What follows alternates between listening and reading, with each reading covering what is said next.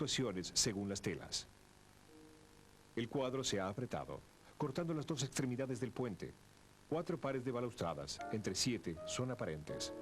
No hay diferencias notables en la perspectiva de estas balaustradas. El pintor se ha mantenido, pues, siempre en el mismo lugar. 2 fotografías tomadas en esa época en el eje del estanque muestran una, la especie de taller al aire libre que Monet se había armado, y la otra, la vista exacta que tenía el pintor desde este lugar. Sobre la orilla del estanque se puede ubicar hoy en día la posición precisa que él ocupaba. En 1900, Monet rehace una nueva serie. El cuadro se desplaza hacia la izquierda. Juncos e iris son más importantes. La pasarela ya no está cortada simétricamente. Varias telas muestran el sendero al borde del agua y una modificación en el cielo. Todos estos cuadros de 1899 y 1900 están titulados Estanques de Ninfeas y a veces con un subtítulo, Armonía Verde o Armonía Rosa. En 1905, después de la ampliación del estanque, Monet ejecuta una pequeña serie de 3 estanques de ninfeas. El puente es visto desde más lejos, desde el otro extremo del estanque. Una de las telas entra en un decorado de teatro para Sacha Guitry. Se ignora a qué colecciones pertenecen hoy en día esas 3 telas. Monet no vuelve al puente más que en 1918, con formatos rectangulares de 1 metro por 2. Entre tanto, la pasarela ha sido cubierta de bóvedas de glicinas. La orientación es la misma que la de la serie de 1899. Ha brotado un sauce en el primer plano a la derecha. En fin, entre 1919 y 1924, Monet trata de nuevo el puente en un formato próximo al cuadrado. Los tintes son violentos, con frecuencia transportados. Las telas están tituladas El Puente Japonés.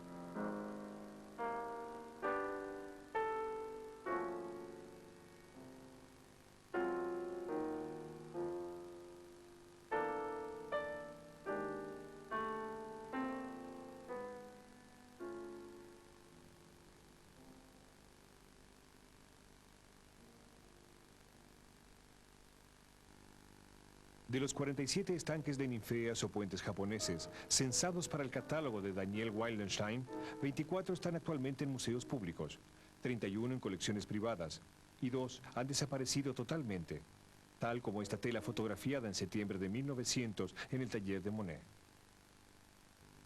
A diferencia de los pintores de las generaciones precedentes, los impresionistas refuerzan la claridad de sus cuadros y la armonía tonal luminosa con el empleo de fondos muy claros.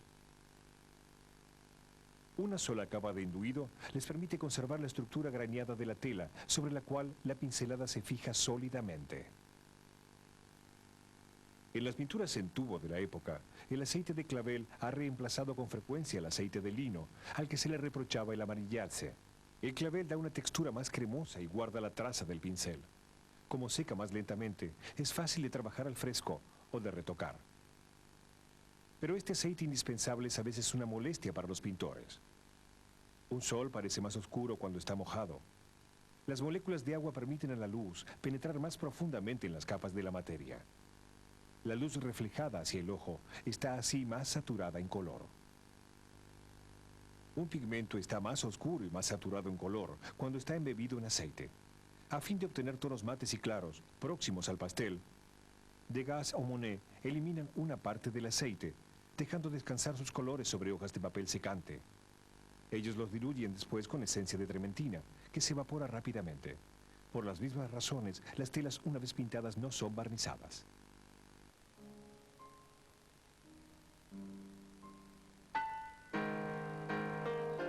En cuanto a los colores que empleo, ¿es tan interesante?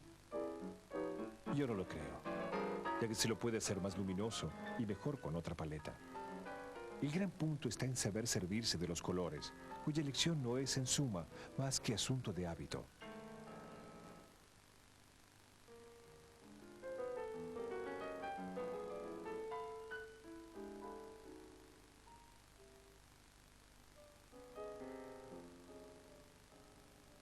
Resumiendo, uso blanco de plata, amarillo de cadmio, vermellón, garanza oscura, azul cobalto, verde esmeralda y eso es todo. La serie de los estanques de ninfeas pone en escena 4 elementos de decoración: el puente, los follajes, el agua y los nenúfares. En la pintura de Monet los puentes abundan. En la Belle Époque, el puente es a menudo símbolo de la industria conquistadora. Desde siempre ha estado unido al lazo social, a la comunicación. El puente es lo que une a lugares y hombres, lo que hace pasar de un país a otro, de una vida a la otra. El puente de Giverny, que en el jardín no tiene más que una función decorativa, se torna en las telas en el tema principal. Separa el cuadro en 2 zonas. Opone sus texturas duras, manufacturadas, a las texturas más suaves que el resto de la decoración. Flores y plantas ofrecen al pintor formas muy organizadas, ya que están desarrolladas a partir de esquemas de crecimiento riguroso, y al mismo tiempo aleatorias, ya que están sometidas a los caprichos del viento y a los juegos de la luz. Sus masas brutas y movientes evocan la fluidez de la materia, la perpetua metamorfosis de las formas, el deslizarse del tiempo. El agua es también materia amorfa. Ella es a veces puro espejo, reflejando las masas movientes de los follajes o la de las nubes, otra materia maleable y móvil.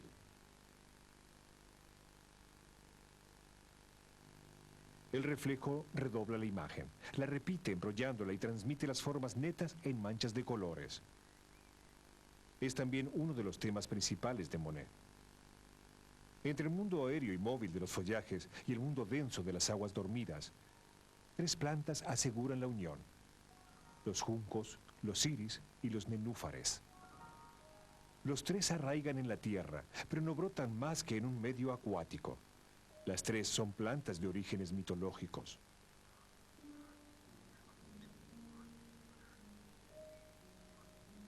El nenúfar recibe su nombre del antiguo egipcio, nanufar, las bellas. La flor que se abre a la mañana y se cierra a la noche simbolizaba el nacimiento del mundo a partir de lo húmedo. En la época moderna, la palabra nenúfar tiene una resonancia considerada como más bien lúgubre. En la poesía romántica, en Théophile Gautier o Victor Hugo, él está asociado a la muerte. Mallarmé lo restituye a la plena luz.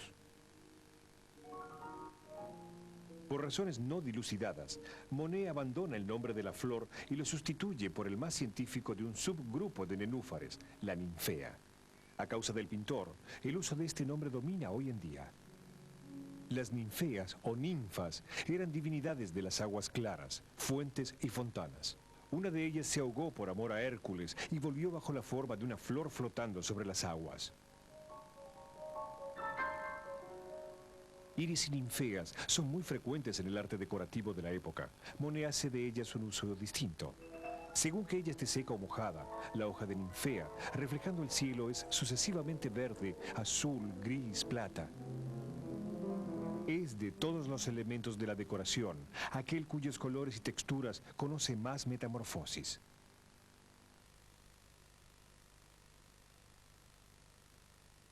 A pesar de ser evidente el abandonar las reglas de la representación clásica, los estanques de ninfeas son muy estructurados. Simetría, equilibrio de las masas y hasta la perspectiva son en ellos bastante marcados. De cerca, las formas parecen muy revueltas, los colores muy vivos. A una cierta distancia las formas se recomponen, los colores se organizan en una armonía dominante. Una fotografía moderna del mismo sitio, ligeramente embrollada, da una imagen muy próxima. Esos fenómenos ópticos están ligados al uso muy particular que hace Monet de numerosas clases de pinceladas independientes. En la armonía verde, bajo algunos toques de colores vivos, se adivinan otros de color más claro. Monet constituyó primero una preparación general con pinceladas claras, destinadas a crear una textura espesa. A esta textura, una vez seca, él aplicó pinceladas de color para el modelaje de las formas o bien para la ubicación de las luces.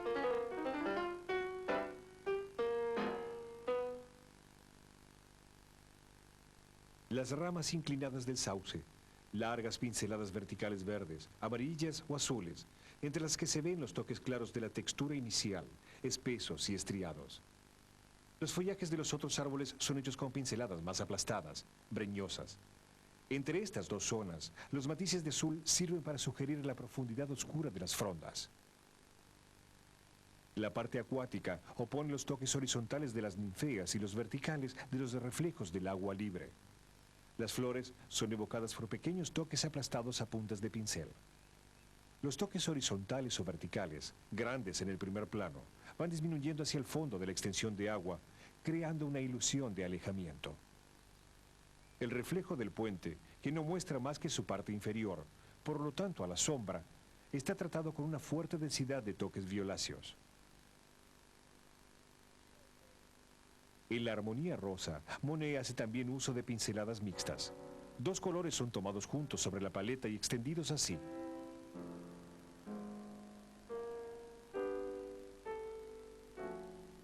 La mezcla de dos pigmentos atenúa su claridad. Por el contrario, su yuxtaposición permite conservar su estallido y su mezcla óptica crea un efecto luminoso diferente. La mezcla vermellón y blanco permite a Monet dar forma a varias ninfeas de un solo golpe de pincel. A la izquierda, el manojo de juncos es dado primero por una textura apretada de trazos rojos, amarillo oscuro y verde oscuro, sobre la que aparecen acentos luminosos. Estos han sido obtenidos ya sea por la punta de un pincel rápido y muy cargado con un único color claro, a veces con dos, o sea por el corte de un pequeño cuchillo de paleta.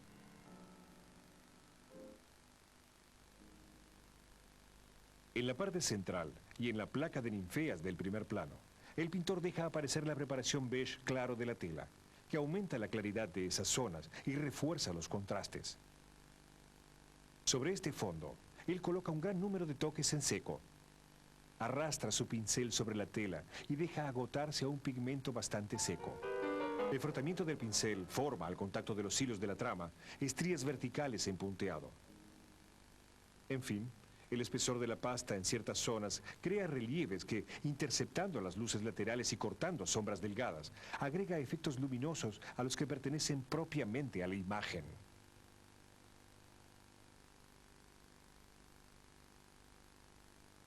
Cuando salen para pintar, ensayen el olvidar qué objetos tienen delante de ustedes. Un árbol, una casa, un campo, lo que sea. Piensen solamente esto. He aquí un pequeño cuadrado azul, rosa, un óvalo verde, una raya amarilla y píntenlos exactamente como se les parecen. La serie de los puentes japoneses da una impresión de espontaneidad, de extrema rapidez e incluso de descuido, de improvisación. Efecto lógico, ya que estas imágenes pretenden hacer un instante luminoso fugitivo. Pero esta aparente rapidez no es más que un artificio, uno de los principales componentes del estilo de Monet.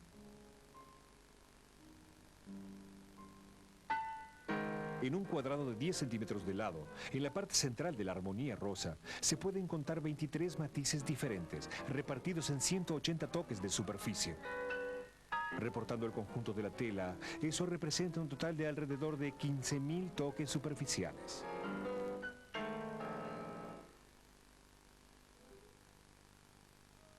La preparación de las texturas, la elección y la gran variedad de los tintes, su armonización progresiva, la necesidad de dejar secar largo tiempo las capas para evitar la mezcla de los pigmentos frescos, todo prueba que Monet no ha podido pintar sus telas sino lentamente, por etapas y según estrategias muy pensadas.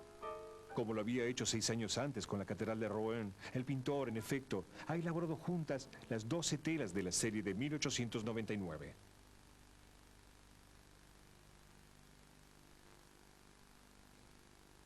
Trabajo en estas telas todo el día. Me las pasan una después de la otra. En el aire encuentro un color que he descubierto ayer y esbozado sobre una de las telas. Inmediatamente me es dado el cuadro y trato de fijarlo definitivamente lo más rápidamente posible. Pero en general desaparece casi enseguida para dejar lugar a otro color ya registrado algunos días antes sobre otra tela que enseguida me ponen delante. Y así se continúa durante todo el día. Los cuadros fueron después trabajados en el atelier que Monet se había hecho armar al oeste de su casa. En la serie rectangular de 1919, la pincelada es más larga, las formas más borrosas, el fondo claro está muy presente en los bordes. La composición es tratada en una armonía de verdes y amarillos donde los toques rojos producen un vivo contraste.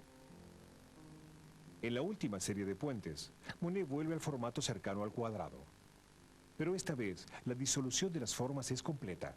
Las pinceladas son mucho más largas, danzantes, aparentemente desordenadas.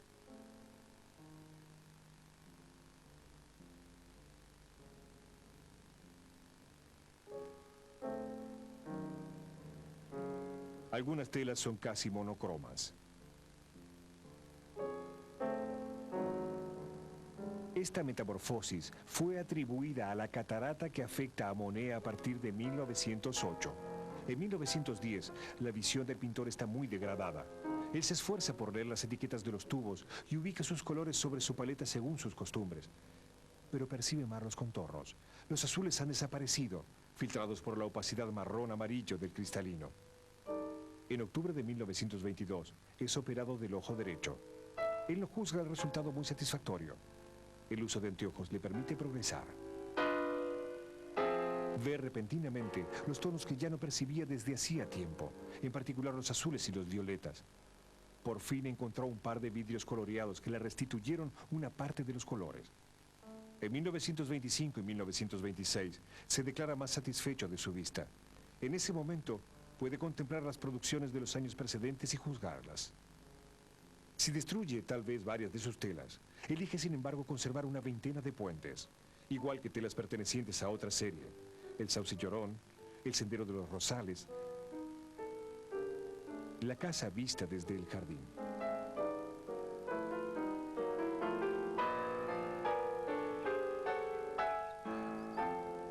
Que mis catedrales, mis Londres y otras telas sean hechas según la naturaleza o no, eso no le interesa a nadie y no tiene ninguna importancia. Conozco tantos pintores que pintan según la naturaleza y hacen cosas horribles. En 1895, Vasily Kandinsky ve un almiar de Monet en Moscú. Repentinamente, por primera vez en mi vida, me di cuenta de que miraba una verdadera pintura, dice. Algunos años más tarde, Piet Mondrian, fascinado por los almiares, los álames, los catedrales de Monet, se consagra a estos mismos temas y deriva poco a poco hacia los motivos geométricos. En cuanto al principio de las series lanzadas por Monet, se reencontrará también en otros pintores, en algunas fotografías y hasta en escultores. Sepan que estoy absorbido por el trabajo. Esos paisajes de agua y de reflejos se han vuelto una obsesión. Está más allá de mis fuerzas de anciano y deseo, no obstante, llegar a entregar lo que siento. He destruido obras. Recomienzo ahora y espero que de tantos esfuerzos salga algo. En paralelo con los puentes, la ninfea está en el centro de varias series de vistas que se hunden en el estanque. El pintor no juega más que con los reflejos, las nubes, la transparencia o la opacidad, los colores.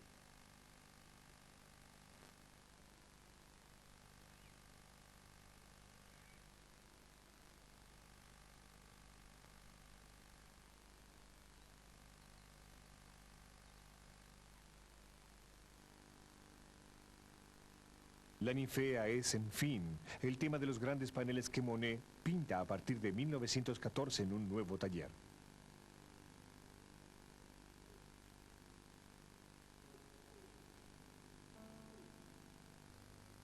El día siguiente del armisticio de 1918, decide ofrecer esos paneles al Estado. En 1921, su amigo Georges Clemenceau, que acaba de retirarse de la vida política, propone a Monet instalarlos en el invernadero de las Tullerías. Después de diversos proyectos de instalación, se construyen dos salas de forma oval. Ellas son inauguradas en mayo de 1927, 5 meses después de la muerte del pintor. La pintura lisa con contornos bien delimitados daba al espectador la imagen de un mundo homogéneo, cerrado y terminado. El mundo impresionista no está compuesto solamente de objetos sólidos. Él tiene la imagen del nuevo espíritu científico. Se disgregan corpúsculos, se baña en un campo de ondas, es infinito, desborda de su cuadro. La luz impone una nueva lógica, disuelve las formas, transforma los colores de las cosas, los de sus sombras. De allí la predilección de Monet por las manchas, los reflejos y las mezclas de colores arbitrarios que ellas provocan. los contrastes brutales, los espacios o los volúmenes informales, humos, nieblas, nubes, nieve, hielo, follajes. El tema es pura sensación luminosa, nace del color. Es la pincelada átomo quien lo dibuja, lo esculpe, lo recompone.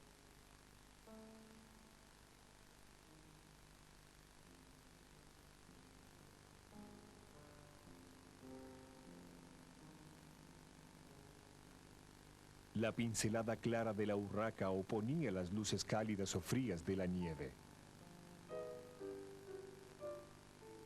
El toque desbordante de las amapolas restituía el resplandor traslúcido de los pétalos arrugados, condensados de un tranquilo paseo de verano.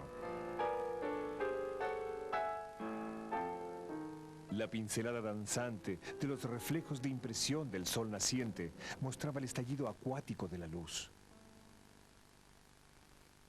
La pincelada trenzada de los salmiares esculpía el oro rojizo de las pajas apretadas.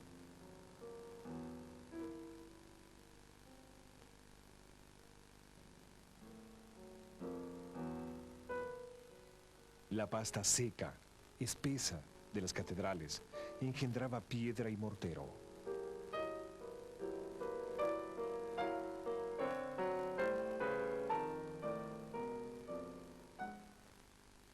Con los puentes japoneses, después con los grandes paneles del invernadero, la ninfea se vuelve la metamorfosis misma.